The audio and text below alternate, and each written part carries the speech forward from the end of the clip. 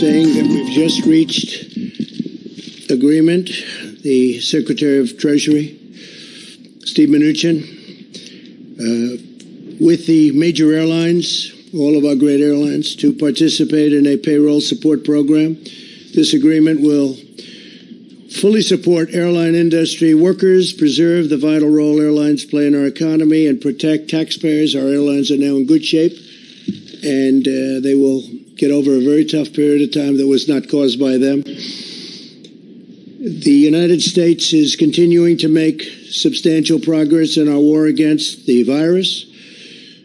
We grieve at every precious life that has been lost to the invisible enemy, but through the darkness we can see the rays of light. We see that tunnel, and at the end of that tunnel we see light. We're starting to see it more than ever before. We've held our rate, the numbers, everything we've done. We've been very, very strong on it and very powerful on it. You look at what's happening in other countries, Spain, Italy, United Kingdom. We're working with them. We're trying to help them, especially with ventilators. They've been calling a lot. They need ventilators so badly. 15% of counties within the United States have 0 cases, and many counties within the United States have a very small number of cases. Large sections of our country are really looking at other sections and saying, wow, that looks bad, but they don't have the problem. I salute the American people for following our guidelines on social distancing. Even you people, it's so different looking out there when I look at you. Their devotion, your devotion, is saving lives. Today I'm instructing my administration to halt funding of the World Health Organization while a review is conducted to assess the World Health Organization's role in severely mismanaging and covering up the spread of the coronavirus. Everybody knows what's going on there. American taxpayers provide between $400 million and $500 million per year to the WHO. In contrast, China contributes roughly $40 million a year, and even less. As the organization's leading sponsor, the United States has a duty to insist on full accountability. One of the most dangerous and costly decisions from the WHO was its disastrous decision to oppose travel restrictions from China and other nations. They were very much opposed to what we did. Fortunately, I was not convinced and suspended travel from China, saving untold numbers of lives. Thousands and thousands of people would have died. Had other nations likewise suspended travel from China, countless more lives would have been saved. Instead, look at the rest of the world. Look at parts of Europe, other nations and regions who followed WHO guidelines and kept their borders open to China, accelerated the pandemic all around the world. Many countries said, we're going to listen to the WHO, and they have problems the likes of which they cannot believe. Nobody can believe. The decision of other major countries to keep travel open was one of the great tragedies and missed opportunities from the early days. The WHO's attack on travel restrictions put political correctness above life-saving measures. Travel bans work for the same reason that quarantines work. Pandemics depend on human-to-human transmission. Border control is fundamental to virus control. Since its establishment in 1948, the American people have generously supported the World Health Organization to provide better health outcomes for the world, and most importantly, to help prevent global health crises. With the outbreak of the COVID-19 pandemic, we have deep concerns whether America's generosity has been put to the best use possible. The reality is that the WHO failed to adequately obtain, vet, and share information in a timely and transparent fashion. The world depends on the WHO to work with countries to ensure that accurate information about international health threats is shared in a timely manner. And if it's not, to independently tell the world the truth about what is happening. The WHO failed in this basic duty and must be held accountable. It's time, after all of these decades. The WHO failed to investigate credible reports from sources in Wuhan that conflicted directly with the Chinese government's official accounts. There was credible information to suspect human-to-human transmission in December 2019, which should have spurred the WHO to investigate and investigate immediately.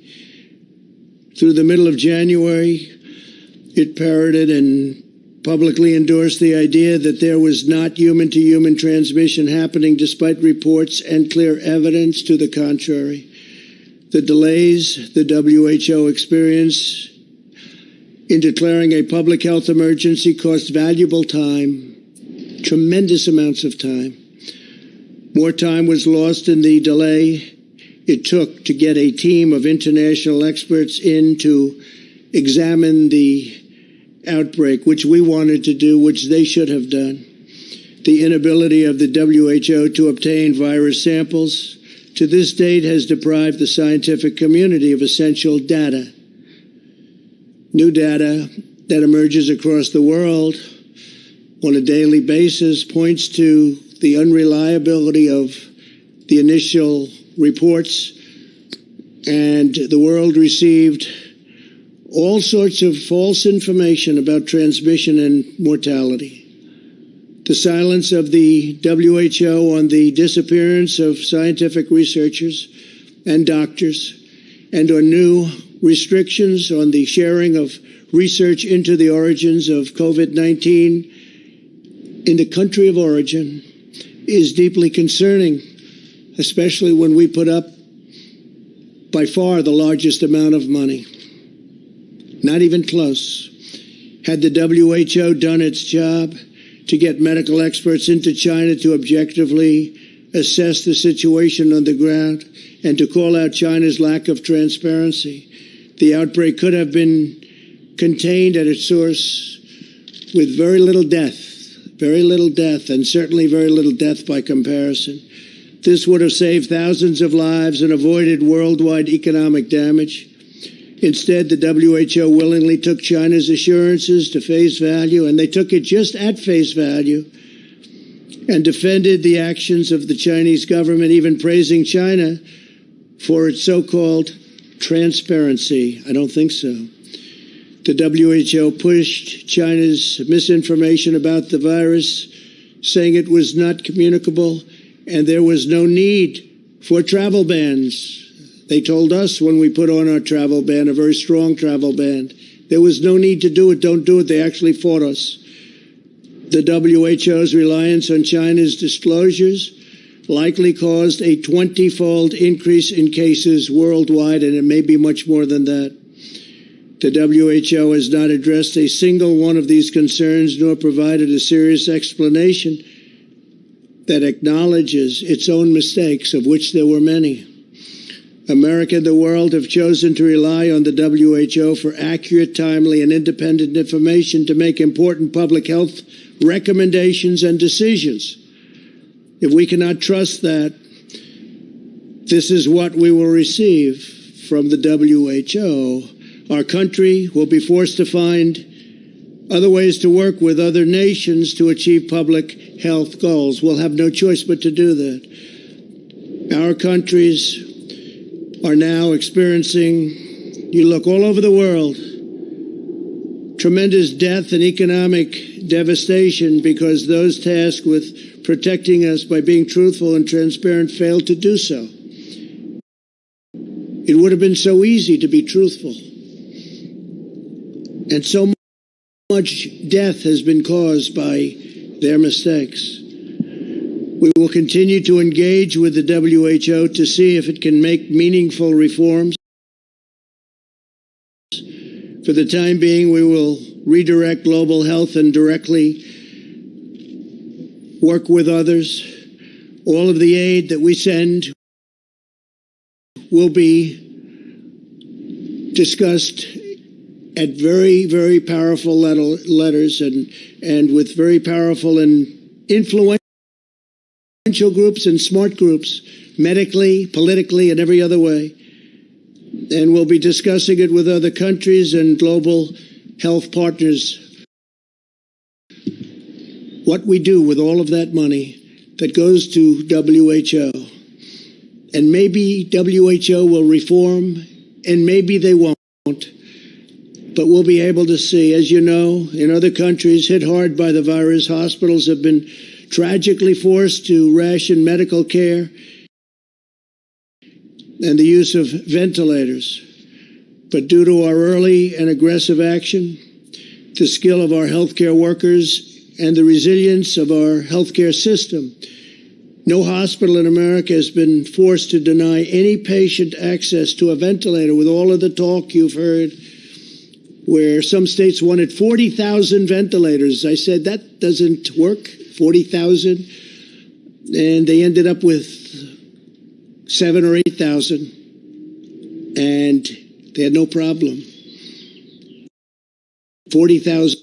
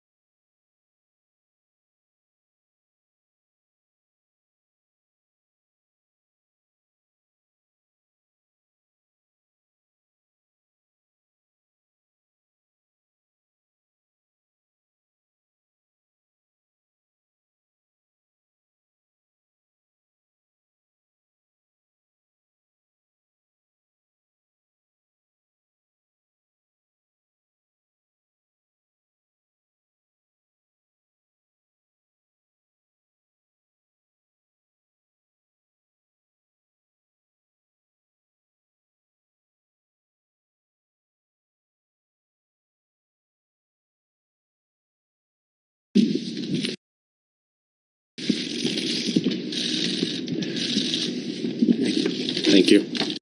Thank you, Mr. President. At your direction, this country has worked hard over the past few weeks to ramp up ventilator production through all means possible. Thousands of ventilators are coming in now, monthly, with over 100,000 by the end of June. At the same time, there are over 60,000 ventilators in our hospitals right now that are not in use. Knowing this, and at your direction, we reached out to the American Hospital Association to design a system that allows hospitals to lend ventilators to other hospitals right when they need it. Within the past week alone, 20 top health systems have signed up for this dynamic ventilator reserve, representing over 4,000 ventilators. Not only do we have top academic systems like Cleveland Clinic and Mayo Clinic, but we also have top health systems from New York City, New Orleans, Washington State, and California. Over a week ago, these places would have needed help, but now they are here to help. There's been no American that has needed a ventilator that has not received one. This dynamic virtual reserve, combined with our strategic stockpile, will ensure that this is always the case. I'd like to thank the President for his leadership and directive to focus on public-private partnerships like this one. I'd also like to thank Sam Hazen from HCA, Lloyd Dean from Common Spirit, for leading this effort with the AHA and the Federation of American Hospitals. These have been difficult times. A few weeks ago, the Vice President came into my office and he reminded us of the power of the resilience of the American people and of private companies. We needed it that day, Mr. Vice President. This partnership is another example of Americans helping Americans. Thank you. Thank you very much. Fantastic. Thank you, sir. I'd shake his hand, but I'm not allowed to. Times have changed, haven't they? Thank you very much. You did a fantastic job. We're very proud of you. You and your whole team. Thank you. Today we are taking further action to maximize our oversupply and available ventilators.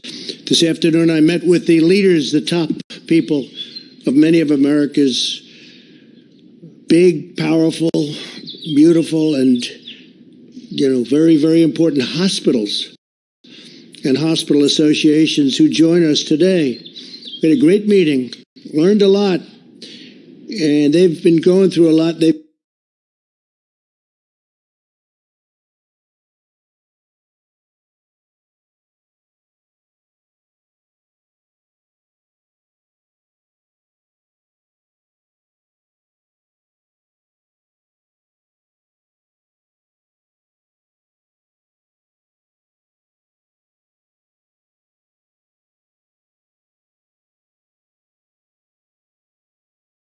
It was 1917, 1918.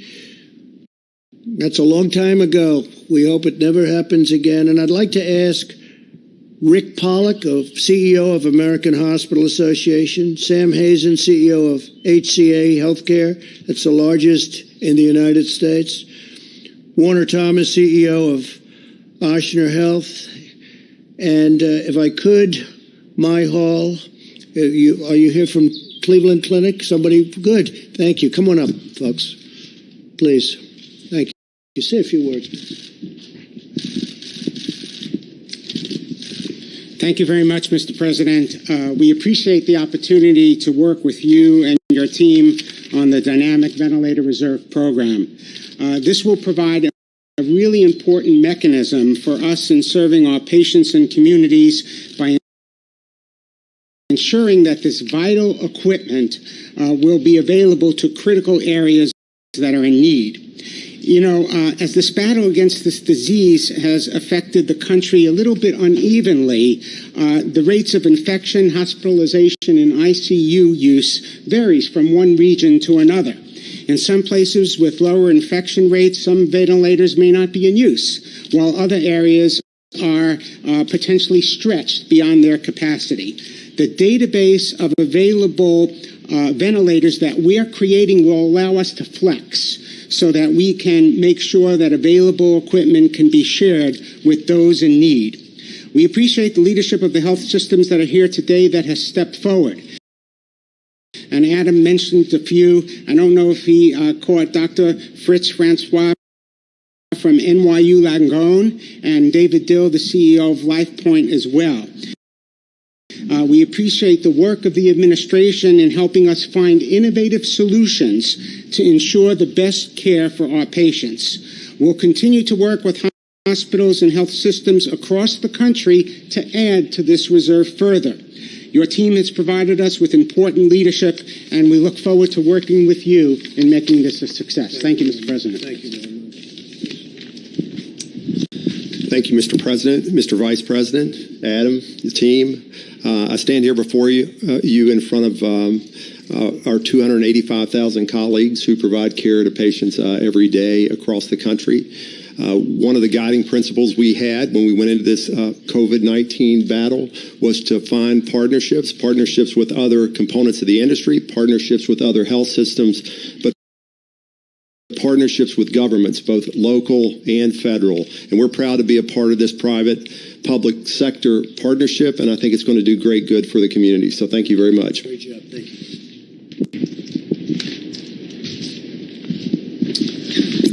Thank you, Mr. President. It's great to have Ochsner Health be part of this program. We certainly have been a recipient, and the state of Louisiana has been a recipient of help getting ventilators to our state and to Ochsner Health. We're currently taking care of about 60% of the COVID patients in New Orleans, and we did see a spike over the past few weeks, but we're starting to get on the other side of that and heading in the right direction.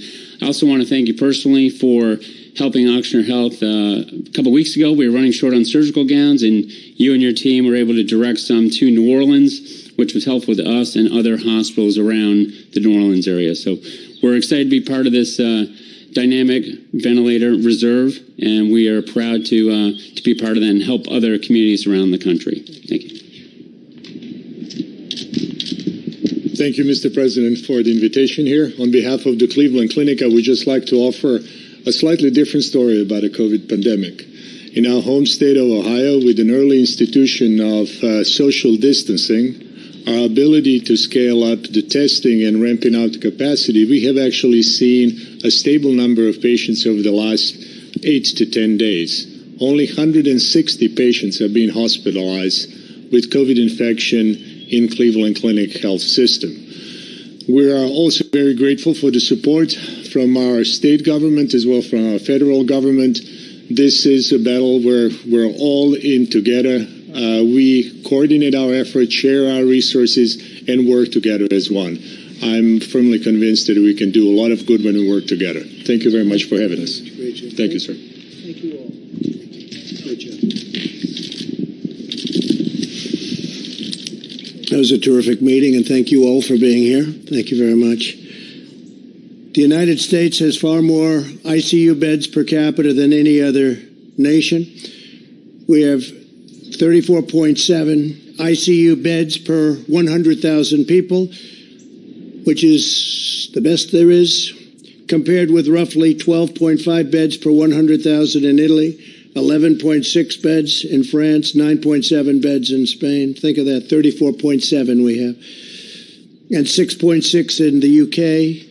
There are more than 60,000 ventilators at hospitals and other healthcare facilities that are not in use at this moment. They didn't need them. We got a lot of them out, and they didn't need them.